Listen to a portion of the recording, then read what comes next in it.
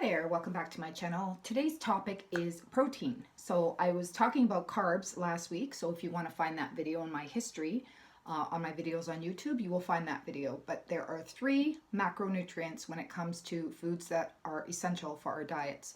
Carbohydrates is one, fats is one, and protein is the third one. And again, as I said last week, within those we have vitamins, minerals, and micronutrients. But for the macronutrients, those are the three big ones. So protein is made up of carbon, hydrogen, oxygen, and nitrogen. Where carbs and fats are made of the same thing, where they share carbon, hydrogen, and oxygen only. So the nitrogen component is added to protein. So protein, as most of us know, are important. We may not know all the reasons, but I will go through all the reasons it's important. We'll also go through what are good sources of protein, healthy sources of protein, and the importance of eating protein, and maybe what happens if you don't have enough or if you have too much. Now, having said that, most people, unless you're living in an underdeveloped country, are eating enough protein. In fact, more than enough protein. Most Americans and Canadians are eating way more protein than they actually need to be eating. Again, if you're in a third world country, that's where we see the protein deficiencies. That's where we see all the issues with low protein, is in those countries. But most of us are eating well more than enough of protein. So what constitutes enough protein? So the rule of thumb for protein would be for every 20 pounds that you weigh, 7 grams of protein. So if you weigh 120 pounds, that's 6 times 7, so that's 42 grams of protein for your day. I mean, going over a little bit or a little under is not going to be such a hindrance because you're probably going to make up for it. But again, most of us are eating enough protein, more than enough protein. So especially men tend to eat a lot more protein, and women, I find, eat more like of a lower protein diet, but still getting enough to meet their needs, like for their health. So that's not really a concern, again, unless you're in a third world country watching this, which I highly doubt, but you might be. So what's really important with protein is that there are building blocks in protein called amino acids. These are really important.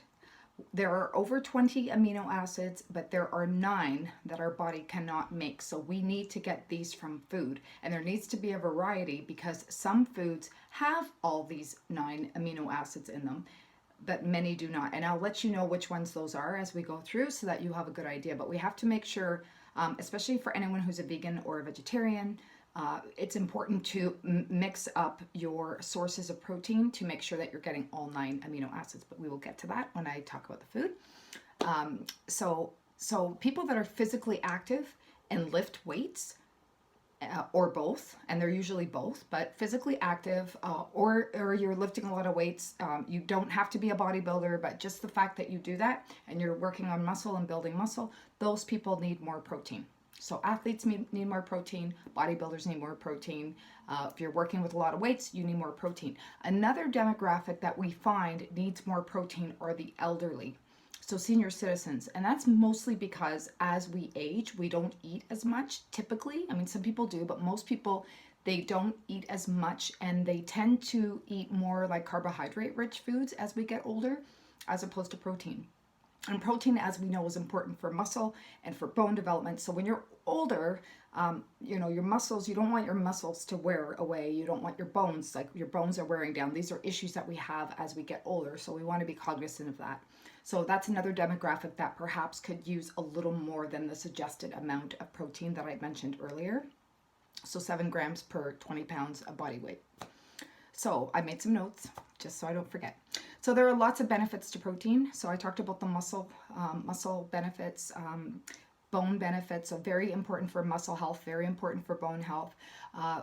It's very important actually to have protein for your mood. And the reason that protein is great for a mood stabilizer is because it has a good effect on blood sugar. So I've talked about sugar before, I've talked about carbohydrates before, and that blood spike and certain foods that do that. Protein doesn't do that. So unless it's a food that has protein and, a bit of a carb in there that's going to spike a little bit, but the protein helps with the blood sugar. So it's important, and blood sugar, as I mentioned in the past, does this kind of stuff will make you grumpy, will make you tired, will make your brain fog. So that all affects our mood. So protein is important to boost mood because it helps in essence with blood sugar. So it's important for that. It's important for your hair. It's important for your nails. It's important for your skin. So all the outside things that we look to food to make us like look better, definitely protein's important for all of those. So protein also helps to lose weight because it helps with blood sugar, and those two go hand in hand, as I talked about a lot in most of my videos. Just want to make sure I didn't forget anything. Energy. Oh my God. Protein's so important for energy. That's why a lot of athletes make sure that they eat a lot of protein. And when you're going to the gym, it's important to eat a lot of protein. It's good for if you're expending a lot of energy to have protein in your diet. So all of these things are important. Also, what protein does in the body is it makes enzymes, hormones, chemical messengers in the body. So very, very important. Again, that affects mood as well. So very, very important for hormones and for your mood and for your enzymes and all of these chemical messengers in the body that help our body to keep us healthy. So very important. So I mentioned all the benefits of protein. So a lot of people ask me all the time, you know, isn't it bad if I have too much protein? Isn't it, you know, and there are conflicting studies on this. I personally think that most people are eating a lot of protein, and especially with the high protein, low carb diets that a lot of you may know I don't necessarily agree with. I think if you have kidney issues, if you have kidney disease at all, history in the family, or kidney stones, anything, a lot of protein is really hard on the kidneys. Now, most of us don't have to worry about this, but there are specific people, again, with holistic nutrition, we're not all the same. Some people do have implications from having too much protein. So I can't necessarily say too much is horrible for you or too much is okay for you because I don't know your history, I don't know your story, I don't know your body, you know your body. So, and always something good to talk to your doctor about, or a naturopathic doctor especially, because they know a lot about nutrition. And if you have any concerns over your kidneys or other organs, speak to your doctor. So it's also the quality of the protein, right? The quality of the protein, when I'm speaking of detrimental to health, like your heart, for your heart, and your kidneys and all of that, your organs, but especially your heart, it is the quality of the protein also that will affect your health. So if you're eating good quality protein, and again, with the kidneys, you have to tread carefully and speak to your naturopathic doctor about that because it can greatly alter your health implications. So what I want to talk about now are good sources of protein. So good sources of protein for in terms of vegetables, fruits and vegetables don't tend to have, especially fruit doesn't tend to have a lot of protein.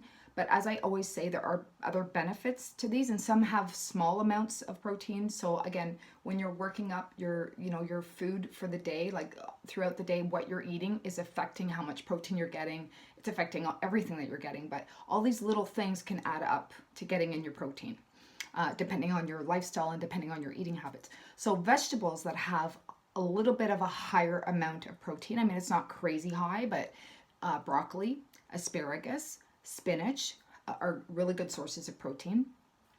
You don't even have to really eat large amounts, but it's a good source of protein, again, if you're trying to build up your protein consumption during the day. Another great source is edamame, which is more of a soy. It's a soy product. I only eat organic edamame because it is a soy product, and you can't eat too much of it. Most of us can't eat too much of it, especially if you have a history of any estrogen related illnesses, breast cancer, ovarian cancer, anything like that in your family. You want to tread carefully with soy. I do eat soy. I don't eat a ton of soy, but I always ensure it's organic soy because soy is also heavily genetically modified. It's one of the most heavily genetically modified crops that we have is soy. So that's another reason you want to sort of be careful. And it can mimic estrogen in the body. So for many of these reasons, I'm going to list a bunch of soy products because they do have protein in them, and a lot of vegans and vegetarians would appreciate this information. And even if you're not vegan or vegetarian, great sources of protein. So edamame, which I love. It's great, fantastic. Tofu, tempeh, miso. Those are great sources of protein as well. And in some circles are considered like a complete protein, whereas you're getting all those amino acids that I talked about earlier that are really important. So a lot of vegans and vegetarians will eat a lot of this stuff because they know that these have the essential amino acids that we need. So going back to vegetables, this is more of a legume and a bean. So these that I'm about to mention do have a considerable amount of protein. They're also great because they also have fiber in them.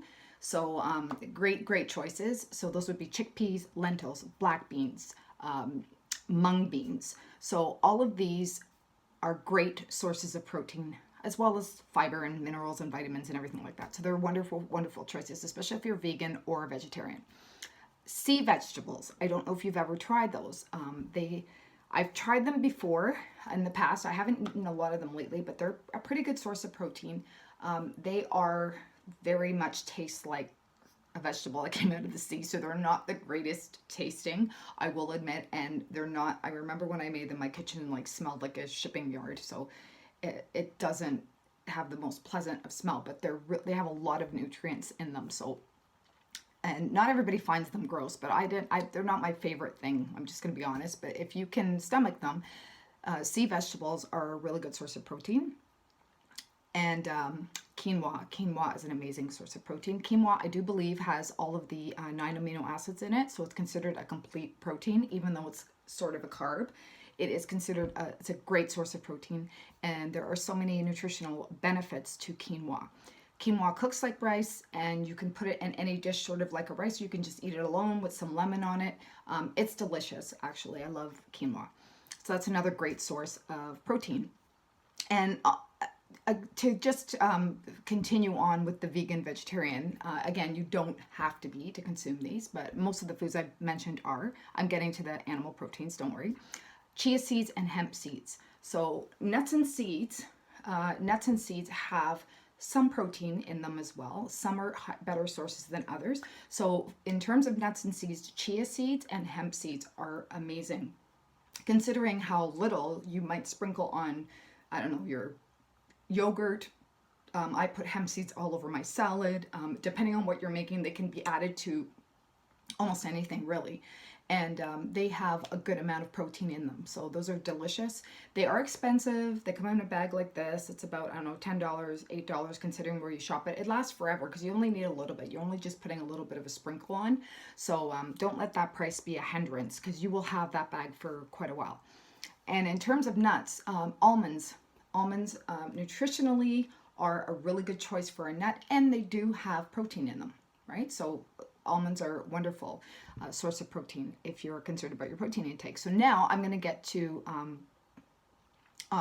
avocado is another good vegan vegetarian source of protein. It's got more fat in it, but it's good fat, but it does have a good amount of protein in it.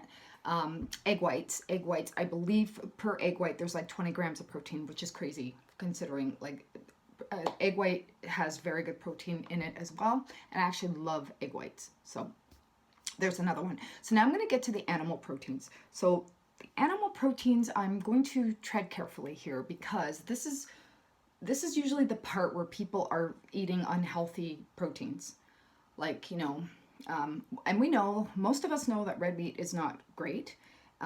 Bacon and all that stuff is not great. Most of us know this.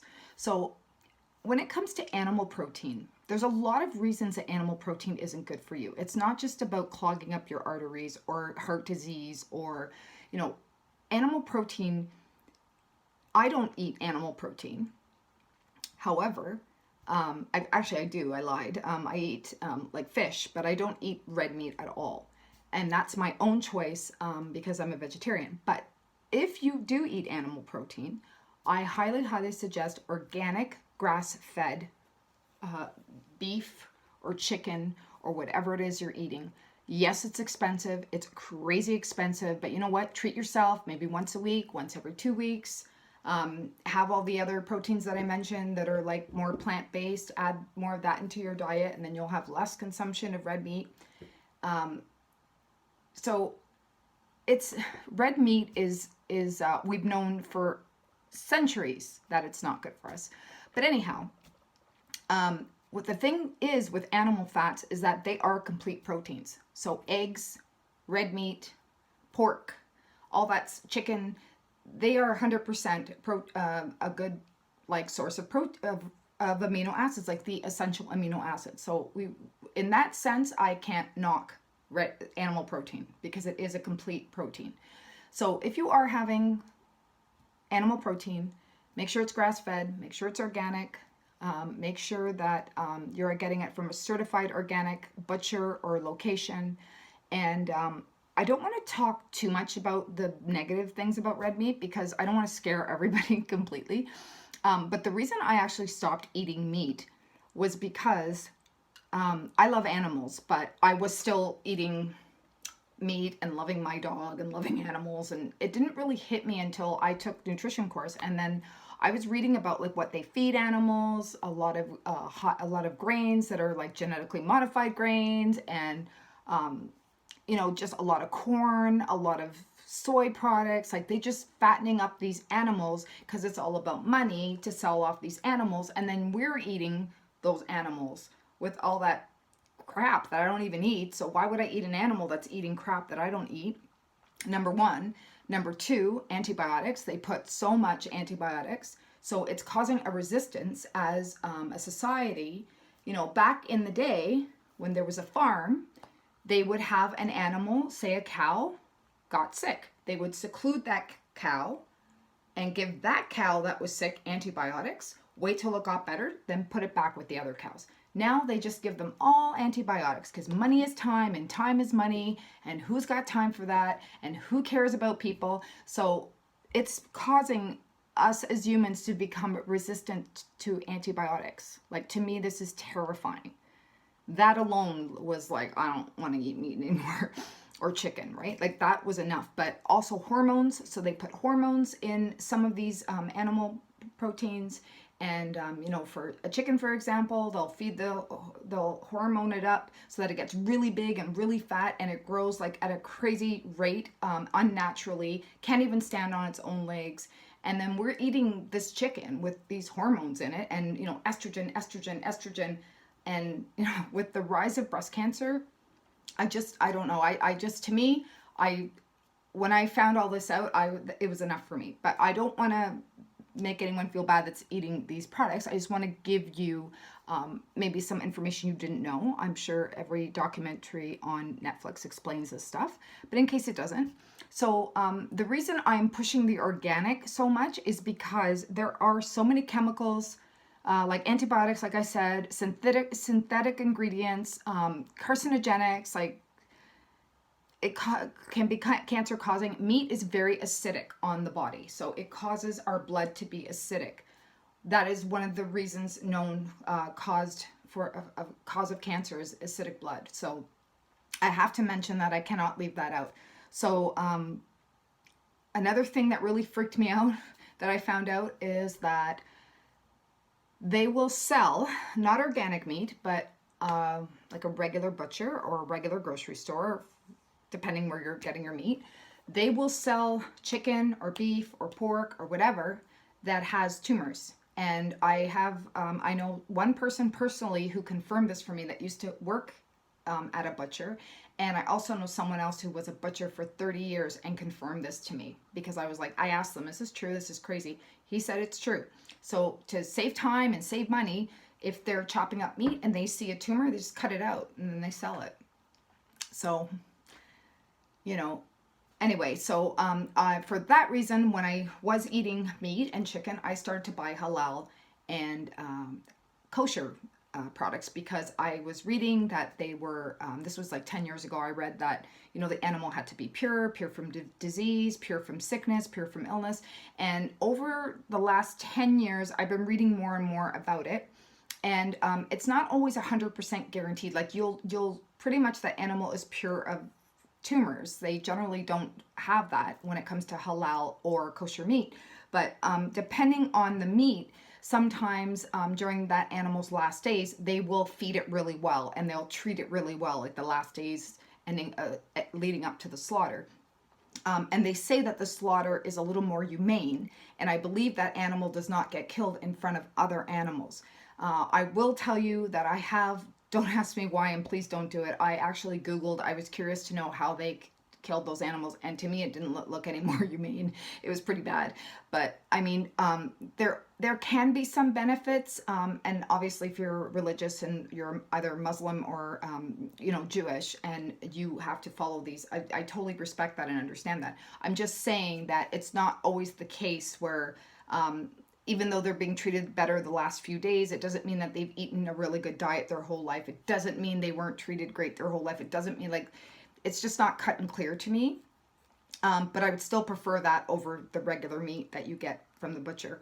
However, kosher and halal meat is more expensive, so you may as well, you know, just to make sure that there's no chemicals or anything else, or you know, anything else like that in happening to the meat. I would suggest that you get that organic grass-fed meat and chicken. And yes, it's expensive, but I'm telling you, it's better for your health. So I just want to make sure I didn't forget anything. Okay, so I wanted to just mention at the end here, for people that are like maybe on the run, or, you know, working, like they're a salesperson working on their car and they're having a hard time, like maybe getting some protein in throughout the day.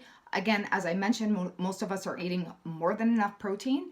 But a few things that I like to do as a trick is I like protein powder, and I like protein bars. And I have a protein bar most mornings if I'm running around and I'm not really going to have a chance to eat, or I don't feel like making something to eat, I'll have a protein bar.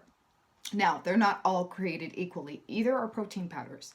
So they're not all created equally. I'm going to suggest one protein bar to you and one protein powder to you, and it doesn't mean that there aren't other good ones. These are two that I have consumed and I know are good, and I'm going to suggest them. I can't suggest products that I haven't really tried, and the list is too long to tell you what's bad. So I'm just going to tell you, for a protein bar, I have a brand called Iron Vegan. It's a sprouted vegan protein bar. You do not have to be vegan to eat this.